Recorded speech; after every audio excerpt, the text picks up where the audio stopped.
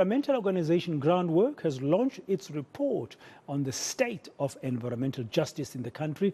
The report is titled Contested Transition, State and Capital Against Community. It provides insights from community activist researchers across the country. It also highlights 5 steps to be taken to ensure environmental and social justice. Let's discuss this now with Victor Munnik from GroundWork. Victor, good afternoon. Welcome to today, and thank you very much for your time. Just to kick off our conversation, when was this latest research done? Good afternoon, Dan, and good afternoon, viewers. The research was done, it actually covers 2021 and 2022, including the research that we did with the 14 community researchers. And it also covers a number of meetings and webinars and releases from the Presidential Climate Commission.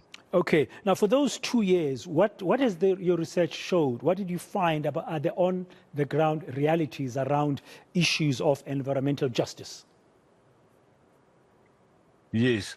Well, we found, let me first go to the Presidential Commission, because it was a very important intervention which speaks to both the need for a just transition and within that to end the use of coal, because it makes our economy very carbon intensive.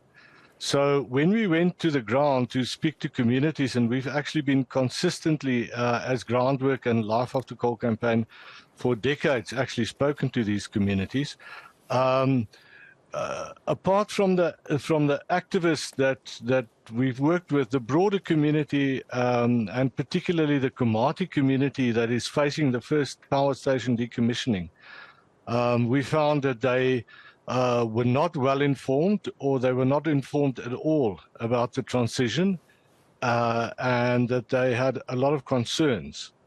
So in Komati, Eskom made a good plans that are good from an engineering point of view, but actually, because the community had not participated, it was quite bewildering for the community there. So, you know, we had 10 people from Komati in a workshop yesterday, and we explored these issues with them even yesterday. So there's a lack of information and engagement with the local communities. What about issues of finding consensus? Are they being consulted? Yes, within the inner circles and the people actively involved in discussing the transition, there's a strong drive to find consensus, and they've also in the documentation given a central place to community and the slogan "Leave no one behind."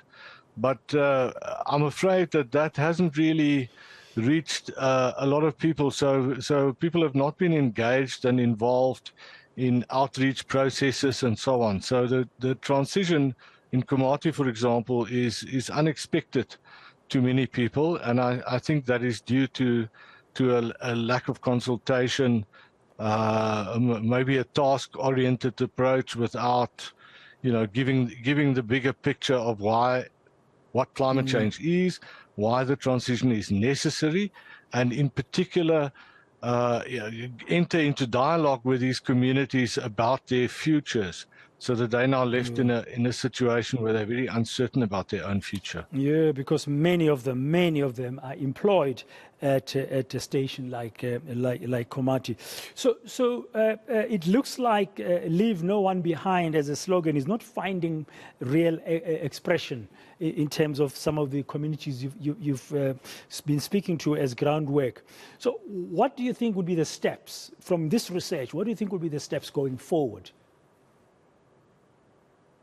I think I think there are 2 important steps. The one is to invest in awareness building and informing communities, and then the second step is engaging with communities, so that first of all you understand what their situation is, and then secondly, communities understand what they are facing, and that they are put in a position to make these choices. So I would say those would be the next step. to get to a situation where communities understand the inevitability of the just transition in a climate impacted world, and that they also understand their position in it and are able to make plans and to influence decisions so that the transition will be community friendly. Yeah, as we conclude, Victor, how would you characterize the state of environmental justice in South Africa today? Very briefly.